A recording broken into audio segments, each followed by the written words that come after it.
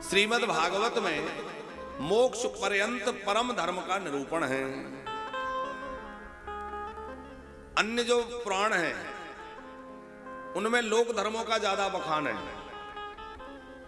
यह करना चाहिए, यह नहीं करना चाहिए, ऐसे रहना चाहिए, ऐसे नहीं करना चाहिए। ये लोक धर्म की चर्चा पुराणों में अधिक है, लेकिन श्रीमद् भागवत में लोक धर्म की चर्चा नहीं, ये परम धर्म की चर्चा करने वाला ग्रंथ है। अब आप कहेंगे लोक धर्म और परम धर्म क्या है? धर्म तो धर्म है। बोले धर्म तो धर्म है, पर लोक धर्म है सत्य का पालन करना, सदाचार का आचरण करना, अपना नियमों के अनुसार जीवन व्यतीत करना, जो पवित्रता का विचार है, सत्यता का विचार है। तो सत्य सदाचार का पालन करते हुए शास्त्र मर्यादा से जीवन जीना, न्याय पूर्वक धर्म पूर्वक धनार्जन करना, उससे परिवार का पोषण करना, ये सब लोक धर्म है। और सरल भाषा में समझाएं तो हमारा कोई रिश्तेदार बीमार है, उसकी सहायता करना, किसी पड़ोसी को कोई परेशानी है उसको सहयोग पहुंचाना, दीनहीनों की सेवा करना, ये सब लोक धर्म है। और परम धर्म क्या है? परम धर्म है मन वाणी कर्म से भगवान के शरणागत होकर के और भजन में लग जाना, भगवान के हो जाना, भगवान के बन जाना। भगवान के बनकर सब करें तो और आनंद होगा। अभी हम लोग संसार के बने रह करके करते हैं तो हमारे जो क्रियाएं हैं उनका फल भी केवल लौकिक होकर रह जाता है। जब हम शरणागत होकर के करेंगे तो उसका फल भी अक्षय हो जाएगा और भगवत पद को प्रदान करने वाला हो जाएगा। तो श्रीमद् भागवत में मोक्ष पर्यंत परम धर्म का निरूपण है, जो साक्षात गोविंद को प्राप्त कराने वाला, भगवान को मिलाने वाला है। यह तीनों प्रकार के तापों का उन्मूलन करने वाली है। महामुनि इसी श्रीमद् भागवत का आश्रय लिए रहते हैं, निरंतर इसको गाते और सुनते रहते हैं। इसके श्रवण की इच्छा होने मात्र से श्री हरि हृदय में आकर के अवरुद्ध हो जाते हैं, हृदय में आके विराजमान हो जाते हैं। तो इसका स्वरूप कैसा है? निगम कल्पतरोरि गलितम फलम सुख मुखाद द्रवमृतस्तंयुतम पिबत भागवतम रसमालयम मुहुरहो रसिका भुवि भावुका। वेद जो है वो वृक्ष हैं, जैसे हमने कल की कथा में निवेदन किया था।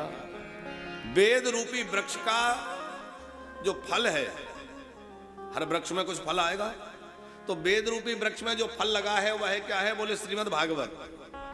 और वो भी ऐसा फल नहीं है, गलितम फलम माने पका हुआ फल, और वो भी रस से भरा हुआ। हर फल मीठा नहीं होता, लेकिन जिस फल में तोते की चोंच लगी हो, अब आजकल तो हम लोग बाजार से फल लेते हैं तो वो उपलब्ध नहीं होता।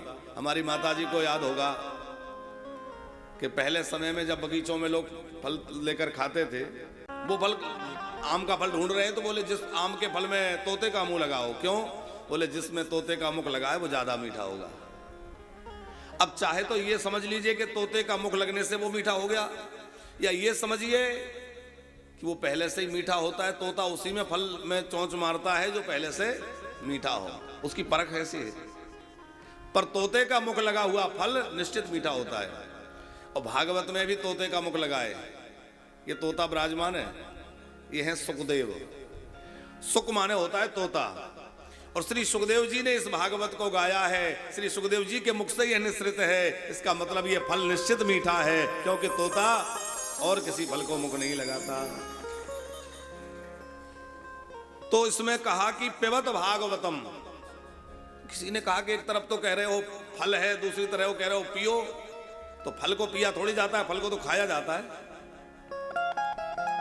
कोई कहे केला पियो, सेब पियो, तो अटपटा लगेगा भाई। सेब केले ये तो खाए जाते हैं। और यहां लिखा है पिबत भागवतम। तो किसी ने व्यास जी से कहा कि आप पीने की बात क्यों कह रहे हैं? बोले इसलिए कि है तो ये फल, पर ना तो इसमें छिलका है, ना गुठली है, ना इसमें कोई कठोरता है, बिल्कुल रस ही रस है। अब जिसमें रस ही रस होगा तो रस को तो पीना ही पड़ेगा। रसमालयम, ये तो रस का आलय है, इस रस को तो बस पीते जाओ। तो कब तक पिए? बोले जब तक ठाकुर जी ना मिल जाएं, सदा सेव्या सदा सेव्या, जब तक भगवान की प्राप्ति ना हो जाए, तब जब तक ये शरीर है पीते रहो। अच्छा, भगवान के मिलने के बाद भी रसिक जन कथा नहीं छोड़ते। जैसे कल हमने हनुमान जी का उदाहरण दिया। हनुमान जी कहते हैं भगवान आप भले ही ना रहें पर कथा आपकी मैं नहीं छोड़ सकता। भगवान के भक्त कथा के बिना नहीं रह सकते, क्योंकि कथा का उनको व्यसन हो जाता है। कितने लोग ऐसे हैं जो टेलीविजन पर सुन रहे हैं, वो वर्षों से सुन रहे हैं। कई बार तो हमें ही लगता है, कई लोग हमसे फोन करके कहते हैं, आते हैं मिलते हैं तो कहते हैं महाराज जी हम आपको 2 वर्षों से सुन रहे हैं, कोई कहता है 2.5 वर्षों से सुन रहे हैं, कोई कहता है 4 वर्षों से सुन रहे हैं, सारी कथाएं सुनते हैं। हम कहते हैं हमें सुन सुनकर आप परेशान नहीं हो जाते? वही महाराज जी वही कथाएं, कुछ नया सुनो। बोले महाराज जी हर बार कुछ नया लगता है। देखो जैसे गंगा जी में पानी जल जो बह रहा है, तो हमने एक अंजलि भरी और दूसरी अंजलि भरेंगे तब तक वो जल वहां नहीं रहेगा। वो जल तो कब का निकल गया, अब तो नया जल आ गया। तो गंगा है तो बहुत पुरानी, लेकिन हर समय नया जल आ रहा है। वैसे ही कथा है तो बहुत पुरानी, पर हर समय नए नए भाव आ रहे हैं, नई नई तरंगें आ रही हैं, नया नया रस प्रकट हो रहा है। ये पुराना होकर भी नया है। तो पीने वाले कभी इससे तृप्त होते ही नहीं है, उनकी प्यास और अधिक बढ़ती चली जाती है। लेकिन यहां 2 लोगों का नाम श्री व्यास जी ने लिखा है, रसिका भुवि भाव कहा। बोले अरे रसिक जनो, अरे भावुक जनो, इसको पान करो, क्योंकि पिलाने में आनंद उसी को आता है जिसको प्यास हो। आपने प्याऊ लगाई और पानी लेकर बैठे हैं, भैया पानी पी लो पानी पी लो, और जिसको प्यास नहीं है वो उधर ध्यान ही नहीं देगा। आप आग्रह करेंगे अरे बाबूजी थोड़ा पानी पी लीजिए, बढ़िया ठंडा पानी है, तो वो तरह तरह से उसमें प्रश्न करेगा, पानी पिला रहे हो फिल्टर वाला है कि ऐसे ही है? हम लोग आरओ का पानी पीते हैं। अच्छा ये बताओ ज्यादा ठंडा तो नहीं है, नहीं गला खराब कर दे? अच्छा हाथ मुंह धोके अच्छे से भरते हो कि ऐसे ही कहीं भर लेते? अब ये सब इतने प्रश्न क्यों हो रहे हैं? क्योंकि पीने वाले के अंदर प्यास नहीं है। और बहुत जोर की प्यास लगी हो, मुंह सूख रहा हो, गला सूख रहा हो और पानी मिल नहीं रहा हो, और कोई कह दे पानी, तो बताओ फुर्सत रहेगी पूछने की कि तुमने मांझ के भरा था कि धो के भरा था कि कहां से लाए थे? वो लोटा पानी लेकर आएगा, आप कहेंगे भैया पिला दे।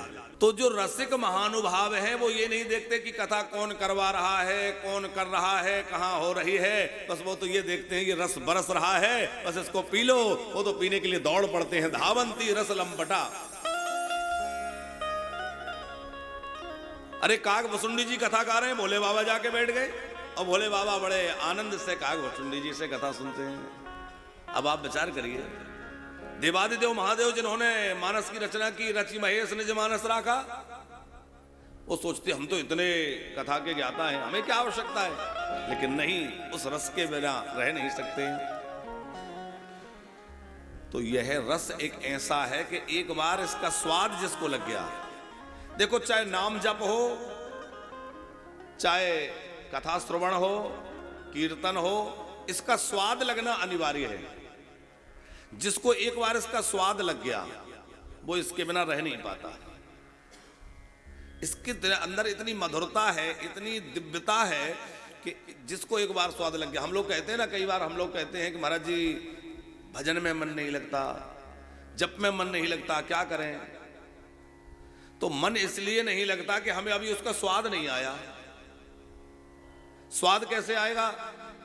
बोले जपते रहो, जपते रहो, जपते जपते जपते जपते धीरे धीरे क्या होगा? बोले एक स्थिति ऐसी बन जाएगी कि हमें उसका स्वाद मिलने लग जाएगा। और स्वाद मिलने लग जाएगा तो चाहे हम अपने ऑफिस में रहें, चाहे अपने रास्ते में रहें, चाहे घर में रहें, हम उसके बिना रह नहीं पाएंगे। हमें चलते फिरते बस वो नाम ही स्मरण रहेगा। या कथा के प्रेमी बन गए तो कहीं भी रहें कथा जरूर सुनेंगे। तो रस एक बार लग जाए, उसका स्वाद एक बार लग जाए।